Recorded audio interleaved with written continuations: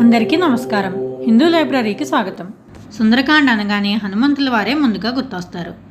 సుందరకాండ పారాయణం చేసి దాన్ని వదిలేయకుండా దానిలో హనుమంతుల వారు చేసింది ఏంటి, ఆయన నుంచి మనం ఏం నేర్చుకోవచ్చు అనేది ఈ వీడియోలో తెలుసుకుందాం.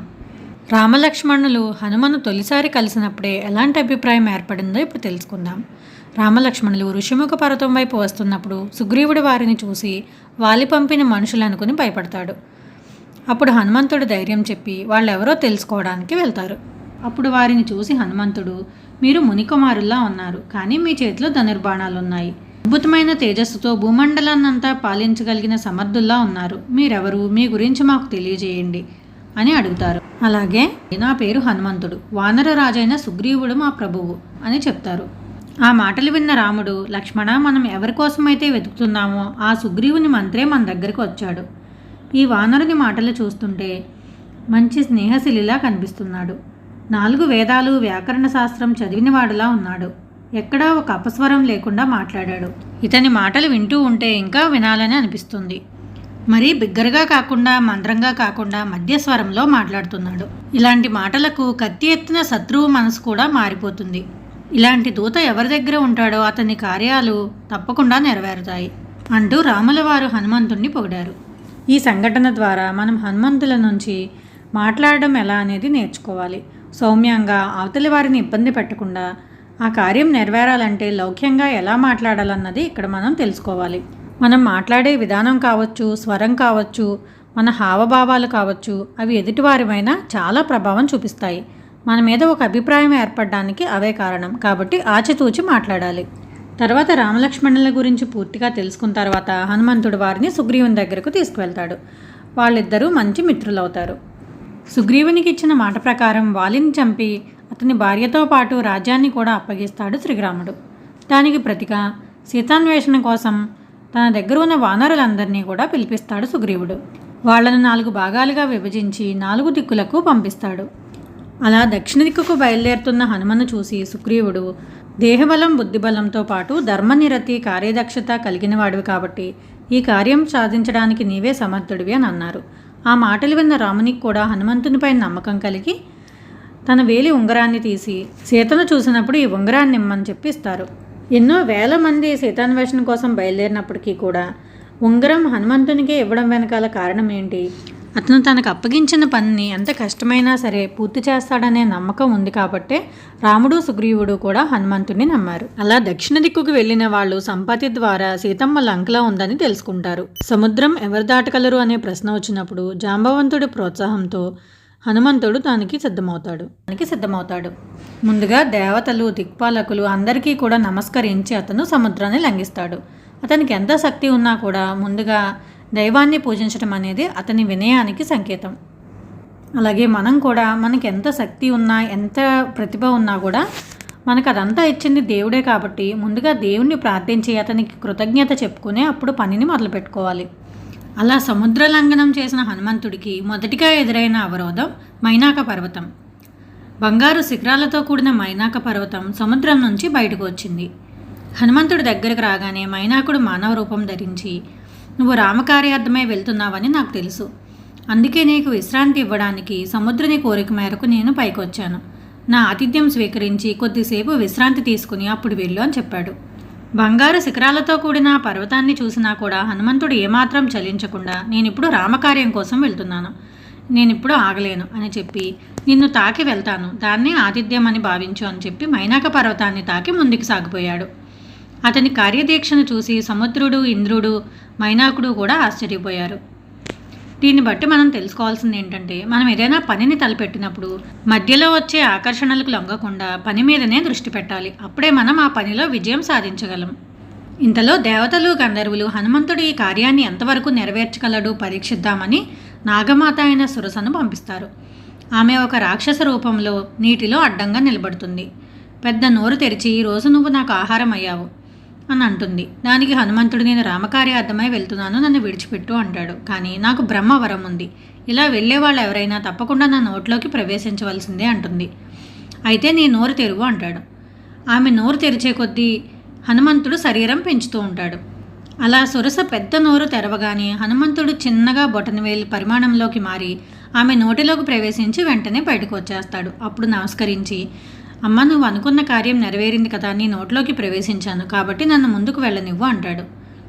అప్పుడు సురస నాగమాత రూపంలో ప్రత్యక్షమై, నువ్వు అనుకున్న కార్యం తప్పక సాధిస్తావు, విజయీ భవ అని దీవిస్తుంది. దేవతలు, గంధర్వులు, ఋషులు కూడా హనుమంతుడు తన యుక్తితో ప్రమాదాన్ని ఎలా తప్పించుకున్నాడో చూసి ఆనందిస్తారు. ఇంకా ముందుకు సాగుతుండగా సింహిక అనే ఒక రాక్షసి హనుమంతుడిని లాగుతూ ఉంటుంది. అది పెద్ద నోరు తెరిచి హనుమంతుడిని లోపలికి లాక్కుంటుంది. అప్పుడు హనుమంతుడు లోపలికి వెళ్ళగానే తన వాడి గోళ్లతో చేతులతో తన లోపలి భాగాలన్నీ ఛిద్రం చేసి దాన్ని చంపి బయటకు వచ్చేస్తాడు. దీన్ని బట్టి చూస్తే మనం ఏ పరిస్థితుల్లో ఎలా ప్రవర్తించాలన్నది అర్థమవుతుంది. సురస విషయంలో హనుమంతుడు నోటి లోపలికి ప్రవేశించమని మాత్రమే అడిగింది కాబట్టి నోటిలోకి ప్రవేశించి వెంటనే బయటకు వచ్చేశాడు. కానీ సింహిక అతన్ని లోపలికి లాక్కుంది కాబట్టి తప్పక ఆమెను చంపి బయటకు రావాల్సి వచ్చింది. దీన్ని బట్టి మనం తెలుసుకోవాల్సింది ఏంటంటే, ఎప్పుడూ ఒకేలా ఆలోచించకుండా పరిస్థితులను బట్టి మనం ప్రవర్తించాలి. ఇలా అవరోధాలు దాటి లంకలో దిగిన హనుమ తన శరీరాన్ని పిల్లి పరిమాణంలోకి మార్చుకుంటారు. ఇక్కడ నేను బలవంతుణ్ణి కదా అని పెద్ద శరీరంతో వెళ్తే అందరూ అతన్ని గుర్తించి బంధిస్తే సీతాన్వేషణ ఆగిపోతుంది. అందుకే అతను అంత చిన్నగా మారి లంకలోకి ప్రవేశిస్తారు. దీన్ని బట్టి మనం ఏం నేర్చుకోవాలంటే, కొన్ని పరిస్థితుల్లో మన గొప్ప చూపించుకోవడం కంటే కూడా మనం కార్యం పూర్తి చేయడమే ముఖ్యం కాబట్టి మనం తగ్గడంలో తప్పులేదు. అలాగే లంకా నగరంలో ప్రవేశించిన తర్వాత అతనికి కనిపించిన ఆకర్షణలు ఎన్నో.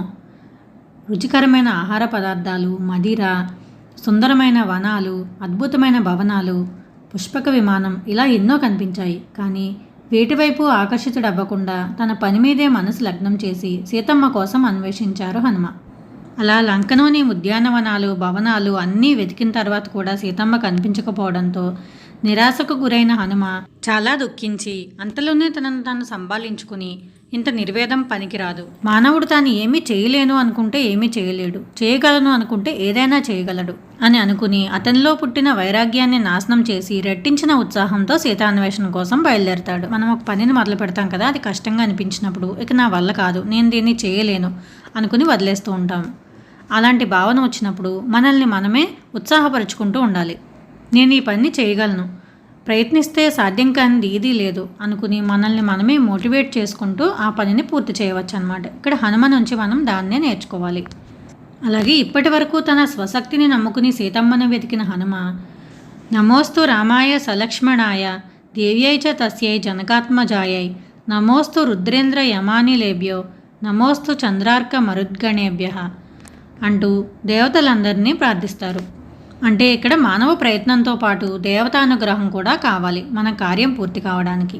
అలా ప్రార్థించి నమస్కరించగానే ఆయనకు అశోకవనం కనపడుతుంది. అయ్యో, నేను లంకంతా వెతికాను కానీ ఈ వనం వెతకలేదు అనుకుంటూ అశోకవనంలోకి ప్రవేశిస్తారు. చివరికి సీతమ్మను కనుగొంటారు. అలా సీతను కనుగొన్న హనుమ రావణుడు వచ్చి సీతను బెదిరించి వెళ్లడం చూస్తాడు. తర్వాత రాక్షస స్త్రీలందరూ సీతను వేధిస్తుండగా ఆమె విరక్తి చెంది ఆత్మహత్య చేసుకుందామని అనుకుంటుంది. ఆ సమయంలో ఒక్కసారిగా ఆమె ముందుకు వెళ్తే తనను నమ్మదేమో అని ఒక ఆలోచన చేసి హనుమంతుల వారు రామకథను గానం చేస్తారు. అదంతా విన్న తర్వాత సీతకు కొంత నమ్మకం కలుగుతుంది. అప్పుడు ఆమె ముందుకు వెళ్ళి, నేను రాముని యొక్క దూత అంటూ సీతాపహరణ జరిగిన తర్వాత విషయాలన్నీ కూడా ఆమెకు వివరిస్తాడు. అలాగే రాముడిచ్చిన ఉంగరాన్ని కూడా చూపిస్తాడు. దాంతో ఆమె పూర్తిగా హనుమంతుడిని నమ్ముతుంది. అలాగే తన చూడమణిని ఇస్తుంది. ఇంకా రామునికి తనకు మాత్రమే తెలిసిన కాకాసుర వృత్తాంతం, మణిసల యొక్క కథ కూడా చెప్తుంది. అప్పుడు సీతమ్మ, హనుమ, నువ్వు కాబట్టి సముద్రాన్ని దాటి రాగలిగావు, మిగిలిన వానరులు ఎలా వస్తారు, రామలక్ష్మణులు ఎలా వస్తారు, నన్ను ఎలా తీసుకువెళ్తారు అని అడుగుతుంది. అప్పుడు హనుమంతుడు, వానరుల్లోకెల్లా నేనే శక్తిహీనున్నమ్మా, నాకంటే బలమైన వాళ్ళు చాలామంది ఉన్నారు, శక్తిహీనుణ్ణి కాబట్టే నన్ను దూతగా పంపించారు అని తనను తాను తక్కువగా చేసుకుని సీతమ్మకు ఊరట కలిగిస్తాడు. దీన్ని బట్టి హనుమంతుని యొక్క వినయశీలత మనం నేర్చుకోవాలి.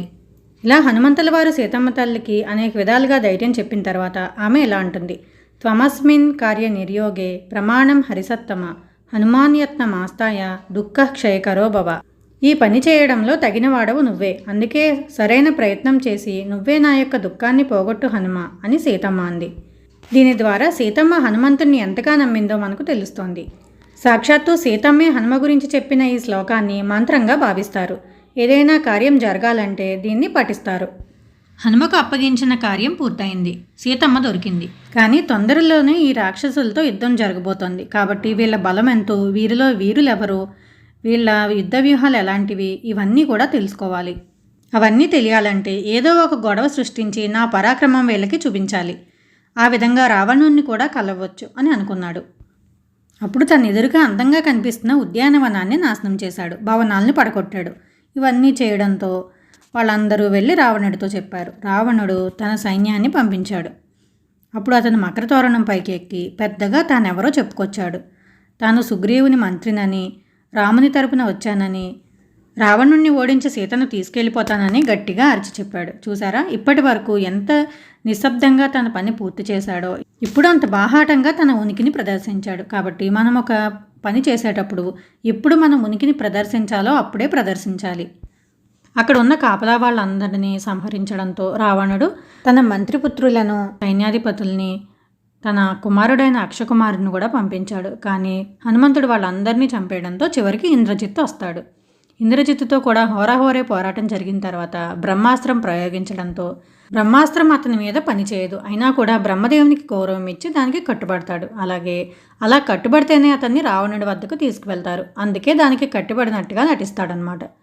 అప్పుడు అలా రావణుడి వద్దకు వెళ్ళిన తర్వాత తాను సుగ్రీవుని మంత్రినని, రాముని తరపున దూతగా వచ్చానని చెప్తాడు. సీతమ్మను వదిలిపెట్టమని హితవు చెప్తాడు. అవేమీ చెవికెక్కని రావణుడు అతన్ని చంపబోతాడు. కానీ విభీషణుడు దూతను చంపకూడదు అని చెప్పడంతో అతని తోకకు నిప్పంటించమని చెప్తాడు. కానీ దాన్ని కూడా తన మేలుకే ఉపయోగించుకుంటాడు హనుమంతుడు. తన తోకకు నిప్పంటించడంతో ఆ నిప్పుని తీసుకువెళ్ళి విభీషణుడు తప్ప మిగిలిన వారందరి భవనాల్లో కూడా బూడిద చేస్తాడు. అలా లంకా నగరానికి ఎంతో నష్టం చేకూర్చి తిరిగి వస్తాడు. వెనుతిరిగి రాగానే సముద్రం ఒడ్డున అతని కోసం అందరూ ఎదురు చూస్తూ ఉంటారు కదా, వారందరికీ దృష్ట్వా సీత అని చెప్తాడు. అంటే చూశాను సీతమ్మను అని. ముందుగా సీత అని చెప్తే తర్వాత ఏం చెప్తాడో అని టెన్షన్ పడతారు కదా, అందుకే ముందు చూశాను సీతను అని చెప్తాడనమాట. చిన్న పదంలో కూడా అతను తీసుకున్న జాగ్రత్త తెలుస్తుంది కదా. అవతలి వాళ్ళు ఎంతో ఉత్సుకతతో ఫలితం కోసం ఎదురు చూస్తున్నప్పుడు మనం వారికి అనుకూలంగా ఉండేలా సమాధానం చెప్పాలి. క్లుప్తంగా వారు ఎటువంటి ఆందోళనకు లోను కాకుండా ఉండేలా చెప్పాలి అనే విషయాన్ని మనం ఈ మాట ద్వారా నేర్చుకోవచ్చు. ముందు దృష్ట్వా సీత అని చెప్పిన తర్వాత మిగిలిన విషయాలన్నీ చెప్పుకొచ్చాడనమాట వానరులకు. కానీ సీతమ్మ తన గుర్తు కోసం చెప్పిన కాకాసుర వృత్తాంతం అది కూడా వానరులకు చెప్పలేదు. అది రామునికి మాత్రమే చెప్పాడు. కాబట్టి ఏ విషయం ఎవరితో చెప్పాలో ఎవరితో చెప్పకూడదన్న విషయాన్ని కూడా మనం తెలుసుకోవాలి. ఇలా రాముడికి కూడా ముందుగా దృష్ట్వా సీత అని చెప్పి తర్వాత మిగిలిన వృత్తాంతం అంతా కూడా చెప్పాడు. సీత ఇచ్చిన చూడమని, ఆమె చెప్పిన కథల్ని కూడా వివరించాడు. అప్పుడు ఎంతో ఆనందభరితుడైన రాముడు, నా కోసం ఇంత చేసిన నీకు నేనేమివ్వగలను, నా ఆలింగన సౌఖ్యం తప్ప అంటూ హనుమంతుణ్ణి కౌగిలించుకున్నాడు. అలాగే ఉత్తమ దూతవి అంటూ కితాబిచ్చాడు. ఉత్తమ దూత అంటే తన స్వామి చెప్పిన పనినే కాకుండా దానికి మించి సాధించుకు వచ్చేవాడనమాట. అలాగే యుద్ధకాండలో కూడా మనకు హనుమంతుని యొక్క గొప్పతనం ఒక చోట బాగా ప్రస్ఫుటమవుతుంది. ఇంద్రజిత్తు వానరసేనపై బ్రహ్మాస్త్రాన్ని ప్రయోగించినప్పుడు ఎన్నో కోట్ల మంది వానరులు మూర్ఛితులవుతారు. చాలామంది ప్రాణాలు కోల్పోతారు. రామలక్ష్మణులు కూడా మూర్ఛపోయినట్టు నటిస్తారు. ఆ సమయంలో విభీషణుడు ఒక దీపం పట్టుకుని అందరినీ పరీక్షిస్తూ ఉంటాడు. జాంబవంతుని వద్దకు వెళ్ళి తాత క్షేమమా అని అడిగినప్పుడు హనుమంతుడు క్షేమమేనా అని అడుగుతాడు. దాంతో విభీషణుడు ఆశ్చర్యపోయి అంగదుడిని, సుగ్రీవుణ్ణి, రామలక్ష్మణులను వదిలిపెట్టి హనుమంతుడు క్షేమమా అని అడుగుతావేంటి తాత అని అడుగుతాడు. అప్పుడు జాంబవంతుడు హనుమంతుడు క్షేమంగా ఉంటే వానరసేన అంతా క్షేమంగా ఉన్నట్లే, హనుమంతుడు లేకపోతే వానరసేన అంతా క్షేమంగా ఉన్నా కూడా వ్యర్థమే అని అంటాడు. నిజంగా జాంబవంతుడు చెప్పినట్లుగానే హనుమంతుడు సంజీవిని పర్వతాన్ని తీసుకువచ్చి దానిపైన ఉన్న మూలికల ద్వారా వారందరినీ కూడా బ్రతికేటట్లు చేస్తాడు. ఇలా ఎన్నో సంఘటనల్లో మనకు హనుమంతుని యొక్క గొప్పతనం గోచరిస్తుంది. ముఖ్యంగా చిన్నపిల్లలు హనుమంతుడిని చాలా ఇష్టపడతారు కాబట్టి వారికి ఈ కథలను చెప్పి దాని ద్వారా హనుమంతునిలో ఏ గుణాలు నేర్చుకోవాలో తెలియజెప్పాలి. దాని ద్వారా చక్కని వ్యక్తిత్వాన్ని రూపొందించవచ్చు. వీడియో నచ్చితే లైక్ చేయడమే కాకుండా ఫ్రెండ్స్ అండ్ ఫ్యామిలీ మెంబర్స్కి షేర్ చేయండి. మరిన్ని వీడియోల కోసం ఛానల్ సబ్స్క్రైబ్ చేసుకోండి. మరో వీడియోతో మళ్ళీ కలుద్దాం. సర్వే జనా సుఖినో భవంతు.